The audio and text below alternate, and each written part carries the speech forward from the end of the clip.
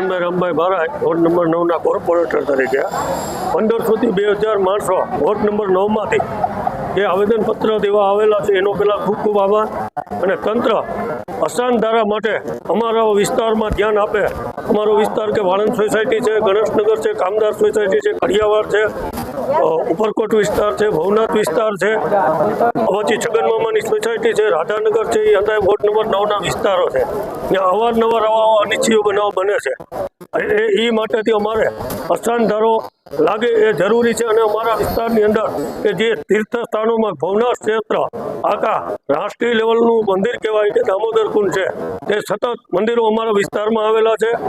એ ધર્મની જગ્યાઓ હતી ત્યાં છે. જુનાગઢ છે ની અંદર જે ભવનાથ મંદિર છે એ જે હૃદય કહેવાય જુનાગઢ, એ વોર્ડ નંબર 9 ની અંદર આવેલો છે. એટલે તંત્ર આસાન ધારામાં ધ્યાન આપે એ માટે અમે તમામે બહેનો તથા ભાઈઓએ ટોટલ 1500 થી 2000ની પબ્લિકે જે આવેદનપત્ર આપ્યું છે એમાં તંત્ર પૂરેપૂરું ધ્યાન આપે એવું અમારું કહેવાનું છે. હું તુષાર રાવલ, રહીશ વોર્ડ નંબર 9. આજરોજ અમે વોર્ડ નંબર 9ના રહીશો હજારોની સંખ્યામાં આજે કલેક્ટરશ્રીને અસાન ધારા નિમિત્તે આવેદનપત્ર આપવા માટે આવેલા છીએ. વોર્ડ નંબર 9નો એરિયા એટલે કે અમારો ઉપરકોટ એરિયા છે. ઉપરકોટથી લઈને ભવનાથ સુધીનો એરિયા, જેમાં રાધાનગર છે, ગણેશનગર છે, વાણંદ સોસાયટી છે, આપણે ગિરનાર દરવાજા છે, આ બધા એરિયાનો સમાવેશ થાય છે. અને આ ઉપરાંત આ એરિયાની અંદર જે આપણે ધાર્મિક ક્ષેત્રો છે, દામોદર કુંડ છે, ભવનાથ છે, તો આ અને ગિરનાર ક્ષેત્ર આવેલું છે. તો અહીંયા જે આપણી રાષ્ટ્રીય ધરોહર સમાન આ ક્ષેત્રો આવેલા છે, તો એમાં શાંતિ જળવાય અને વારંવાર આ એરિયાની અંદર નાના મોટા ચમકલા થતા હોય છે.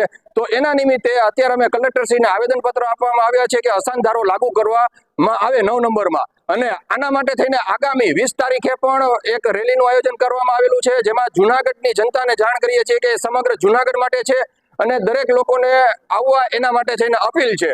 જય હિન્દ, જય શ્રી રામ. લોકોને શું તકલીફ પડે? લોકોને અત્યારે આપણે વાત કરીએ તો અમુક એરિયા જે છે ઉપરકોટથી નીચે ઉતરતા જગમાલ ચોક એરિયા છે, જે ધાર્મિક સ્થળો હતા, સુખના ચોક એરિયા છે, જે ધાર્મિક સ્થળો હતા, ત્યાં અત્યારે હિન્દુઓની સંખ્યા જે 10,000 થી વધારે હતી પહેલા, અત્યારે માન 2,000 પણ નથી રહી. અત્યારે સેમ તે જ વસ્તુ અત્યારે વોર્ડ નંબર 9માં થઈ રહી છે.